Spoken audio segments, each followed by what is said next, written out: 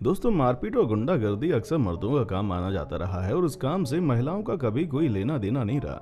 शायद आप भी बाकियों की तरह अब तक यही सोचते होंगे, पर दोस्तों आज के इस वीडियो को देखने के बाद आपकी ये सोच पूरी तरह से बदल जाएगी, क्योंकि आज हम आपको हमारे देश की कुछ ऐसी सबसे खतरनाक लेडी डॉन के बारे में बताने वाले हैं जिनसे पूरा देश एक समय पर कांपता था। तो आखिर कौन थी वो लेडी डॉन?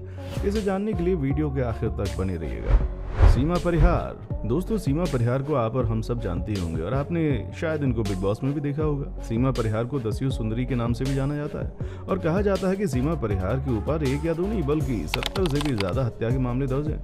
साथ ही 200 से भी ज्यादा अपहरण के मुकदमे इनके द्वारा किए गए। दरअसल दोस्तों, जब सीमा महज 13 साल की थी तभी उन्हें एक कुख्यात डाकू लाला राम उठा कर ले गया। 18 साल की उम्र तक उसने सीमा को अपने पास रखा और इस तरह सीमा परिहार के डाकू बनने का सफर शुरू हो गया। कहा जाता है कि 80 और 90 के दशक में लोगों के बीच सीमा परिहार का खौफ इतना ज्यादा बढ़ चुका था कि लोग सिर्फ सीमा परिहार के नाम से ही कांपते थे। इसके बाद सीमा परिहार लगभग 2 दशकों तक लाला राम की गैंग के साथ रही। उसके बाद सीमा दस्यु सम्राट कहे जाने वाले डाकू निर्भय गुर्जर के गैंग के साथ जुड़ गई और निर्भय के साथ जुड़कर बीहड़ों में खतरनाक आतंक मचाया। पुलिस ने सीमा को कई बार पकड़ने की कोशिश भी की थी, पर हर बार सीमा बचकर निकल जाती थी। आखिरकार 2003 में सीमा परिहार ने पुलिस को आत्मसमर्पण कर दिया और वो जेल चली गई। उसके बाद सीमा नेकी की राह पर चलने लगी और अब वो बहुत सारे सामाजिक संगठनों के साथ मिलकर समाज सुधार के काम भी करती है। साथ ही पर्यावरण की रक्षा के लिए भी बहुत सारे अभियान चलाती है। उसके बाद 2010 में सीमा परिहार बिग बॉस में भी नजर आई थी। शशिकला रमेश पाटणकर। दोस्तों, शशिकला को ड्रग्स की देवी के रूप में भी जाना जाता है। ये ड्रग्स की सप्लाई किया करती थी, जो कि बहुत बड़े लेवल का काम था। शुरू में शशिकला अपने परिवार के भरण पोषण के लिए दूध की बोतल बेचा करती थी। इसके बाद इनके पति और भाई को ड्रग्स की लत लग गई, जिसकी वजह से शशिकला को भी ड्रग्स में होने वाले लेन देन के बारे में सारी जानकारी लग गई। उसे ये भी पता चल गया कि इस धंधे में बहुत ज्यादा मुनाफा है और फिर क्या था। परिवार के लिए शशिकला इस धंधे में कूद पड़ी और दूध बेचने के साथ साथ सुथरे काम को छोड़कर ड्रग डीलिंग के बाजार में आ गई। शुरुआत में शशिकला ब्राउन शुगर बेचा करती थी और देखते ही देखते शशिकला मुंबई में ड्रग्स के धंधे की रानी बन गई। पुलिस के द्वारा शशिकला के पति और भाई को तो पकड़ लिया गया है, लेकिन शशिकला आज भी पुलिस की पहुंच से दूर है। गंगूबाई काठियावाड़ी। दोस्तों, हाल ही में रिलीज हुई फिल्म गंगूबाई काठियावाड़ी तो शायद आपने देखी होगी, जिसमें आलिया भट्ट ने गंगूबाई का किरदार निभाया है। दोस्तों, ये फिल्म एक सच्चे पात्र पर बनाई गई है जिसका नाम गंगूबाई काठियावाड़ था। गंगूबाई काठियावाड़ की रहने वाली थी, जिसे सिर्फ 16 साल की उम्र में ही अपने पिता के अकाउंटेंट से प्यार हो गया था, जिसके बाद उसके साथ भागकर मुंबई आ गई। इसके बाद उस लड़के ने गंगूबाई को धोखा दे दिया और गंगूबाई को कमाटीपुरा के रेड जोन के कोठे पर महज 500 रुपए में भेज दिया। यहाँ पर धंधा करते हुए गंगूबाई की मुलाकात करीम लाला से हुई और करीम लाला को गंगूबाई ने अपना भाई बना लिया। इसके बाद गंगूबाई का मुंबई पर राज हो गया और कमाटीपुरा में कई बड़े बड़े कोठे गंगूबाई ही चलानी शुरू कर चुकी थी, जिसके बाद उनकी वहाँ कई बड़े बड़े गुंडे और डॉन लोगों से पहचान हो गई। ऐसा कहा जाता है कि गंगूबाई किसी भी लड़की को उसकी मर्जी के बिना कोठे पर नहीं लाया करती थी और लड़कियों को मर्जी जानने के बाद ही उन्हें कोठे पर लाया जाता था। हालांकि इस बात में कितनी सच्चाई ये तो हम नहीं जानते, पर इतना जरूर है कि गंगूबाई एक समय पर मुंबई की सबसे बड़ी फीमेल डॉन हुआ करती थी। शोभा अय्यर। दोस्तों, अब बात करते हैं तमिलनाडु की कुख्यात तस्कर शोभा अय्यर की।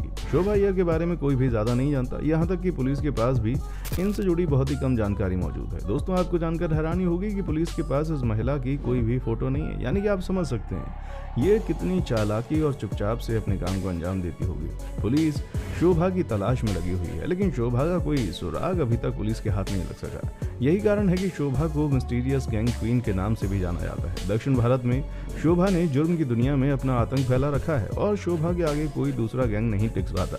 कहा जाता है कि दक्षिण भारत में बिना शोभा की मर्जी के एक पत्ता भी नहीं हिलता। शोभा के खिलाफ रेड कॉर्नर नोटिस भी जारी किया जा चुका है और इसी बात से आप समझ गए होंगे कि ये कितनी ज्यादा कुख्यात अपराधी है।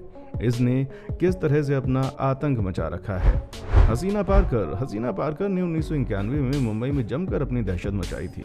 हसीना पारकर जाने माने डॉन दाऊद इब्राहिम की बहन थी और उनका पति इस्माइल पारकर था। लेकिन हसीना पारकर दाऊद की बहन होने के अलावा भी अपने दम पर बहुत कुछ करती थी। हसीना पारकर ने दक्षिण मुंबई पर पूरा कब्जा जमा रखा था और कई इलाकों में तो उनका कुछ इस तरह से खौफ था कि हसीना की मर्जी के बिना वहाँ कुछ भी नहीं किया जाता था। हसीना पार्कर को गॉड मदर के नाम से भी जाना जाता था। 1991 के पहले हसीना पार्कर का जुर्म से कोई लेना देना नहीं था। सिर्फ दाऊद की बहन के होने के नाते हसीना पार्कर किसी भी तरह के धंधे में शामिल नहीं थी, लेकिन हसीना के पति की हत्या होने के बाद हसीना को मजबूरन इस धंधे में कूदना पड़ा। आपको बता दें कि जुलाई 1991 में अरुण कोहली ने अपने पिता की हत्या का बदला लेने के लिए हसीना पार्कर के पति इस्माइल पार्कर को जान से मार दिया था। इसके बाद हसीना पार्कर जुर्म की दुनिया में आ गई और इस हत्या के बाद कोहली गैंग और डी कंपनी की भी शुरुआत हुई। हसीना पार्कर फिरौती, हवाला और विदेशी राइट्स के लिए धंधा करती थी।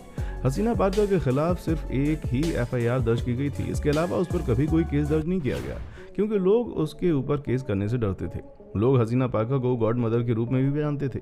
2014 में हार्ट अटैक आने की वजह से हसीना पार्कर की मृत्यु हो गई और हसीना पार्कर के जनाजे में 5000 से भी ज्यादा लोग शामिल हुए थे। रुबीना सिराज सैयद, कहा जाता है रुबीना छोटा शकील की गर्लफ्रेंड हुआ करती थी और अपनी खूबसूरती का इस्तेमाल करके लोगों को अपने जाल में काफी आसानी से फंसा लिया करती थी, उन्हें अपने काबू में कर लेती थी। ऐसा भी कहा जाता है कि जब छोटा शकील की गैंग के कुछ लोग जेल में बंद थे तब ये अपनी इसी खूबसूरती का इस्तेमाल करके जेल में उन्हें हथियार पहुंचाया करती थी। ऐसा भी कहा जाता है कि जब छोटा शकील गैंग के गुंडे जेल में बंद थे तब रुबीना के द्वारा ही उन्हें हथियार, पैसे और खाना पहुंचाया जाता था। रुबीना पर मकोका भी लगाया जा चुका है। ये काफी चालाक किस्म की थी और ये अपनी खूबसूरती का फायदा उठाकर किसी से भी अपना काम आसानी से करवा लेती थी। अंजलि माकन मुंबई की एक ऐसी लेडी डॉन थी जिससे पुलिस भी एक समय काफी ज्यादा परेशान हो चुकी थी। अंजलि के नाम कई सारे धोखाधड़ी और जालसाजी के केस दर्ज हैं, जिसमें से एक बैंक से 1.5 करोड़ रुपए लूटने का इल्जाम भी अंजलि माकन के ऊपर लगाया गया है। इसके बाद से ही पुलिस इसकी तलाश कर रही है। इसके पहले भी अंजलि ने काफी वारदातों को अंजाम दिया है, लेकिन 1.5 करोड़ की चोरी के बाद ये पुलिस की नजरों में एकदम से चढ़ गई थी। इसके खिलाफ कहीं से कोई भी रिकॉर्ड मौजूद नहीं है। इसके साथ ही इसके बारे में कोई जानकारी भी नहीं मिली, जिसकी वजह से इससे इतनी बड़ी चोरी करके भागने का फायदा मिल गया। मुंबई पुलिस से लेकर सीबीआई तक हर कोई इसकी तलाश में है, लेकिन अभी तक इसके खिलाफ कोई भी सुराग नहीं मिला है। अंजलि माकन के खिलाफ भी रेड कॉर्नर नोटिस जारी हो चुका है, लेकिन पुलिस अभी भी खाली हाथ है। सपना, जुर्म की दुनिया में कदम रखने का सपना का एक अलग ही मकसद था। सपना ने अपने पति की हत्या का बदला लेने के लिए अंडरवर्ल्ड में कदम रखा था। दाऊद के कहने पर एनकाउंटर स्पेशलिस्ट अमोलिक ने सपना के पति की 4 गोलियां मारकर हत्या कर दी थी और अपने पति की हत्या बदला लेने के लिए ही सपना ने दाऊद के खिलाफ अपनी एक गैंग भी बना ली थी। आपको बता दें कि सपना ने अपने पति की मौत का बदला लेने के लिए गोली चलाना और मार्शल आर्ट की बाकायदा ट्रेनिंग भी कर रखी थी और दाऊद के खिलाफ खड़ी हो गई थी। सपना का असली नाम अशरफा था और इन्होंने शाहजहां में दाऊद की हत्या का प्लान बना लिया, लेकिन बाद में दाऊद को जब इस बात का पता चला तो दाऊद ने सपना की भी हत्या करवा दी। समीरा जुमानी, मुंबई के डॉन अबू सलीम की पत्नी समीरा जुमानी कई वारदातों को अंजाम दे चुकी है। बम ब्लास्ट से लेकर फ्रॉड और पैसे की वसूली तक सब कुछ समीरा जुमानी करती है। इस वक्त सीबीआई की टॉप लिस्ट में समीरा जुमानी का नाम शामिल है। इस पर यह भी इल्जाम लगाए गए हैं कि जब अबू सलीम ने भारत छोड़ा था तब अबू सलीम के जाने के बाद भारत में उसके धंधे को समीरा ने ही संभाला था और उसे आगे बढ़ाया था।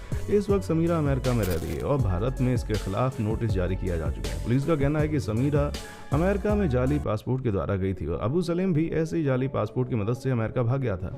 हालांकि भारत की पुलिस इस काम में लगी हुई है कि किसी तरह से इसे अमेरिका से पकड़कर भारत वापस ले आए। अभी तक इसमें कुछ खास कामयाबी नहीं मिली है। तो दोस्तों, ये थी हमारे देश की कुछ ऐसी महिला डॉन जिनके बारे में शायद आज से पहले आपने नहीं सुना होगा। वैसे तो ये सभी फीमेल डॉन है और जो काफी खतरनाक भी हैं। इनके समय में सिर्फ इनका ही राज हुआ करता था। तो आपको इनमें से कौन सी सबसे ज्यादा खतरनाक फीमेल डॉन लगी, हमें कमेंट करके बताएं। वीडियो पसंद आई है तो इसे लाइक शेयर जरूर करें। साथ ही इस तरह के इंटरेस्टिंग वीडियोस को देखने के लिए चैनल को सब्सक्राइब जरूर करें। बेल आइकन को ऑन करना ना भूलें ताकि आपको नोटिफिकेशंस मिलती रहें। देखने के लिए शुक्रिया।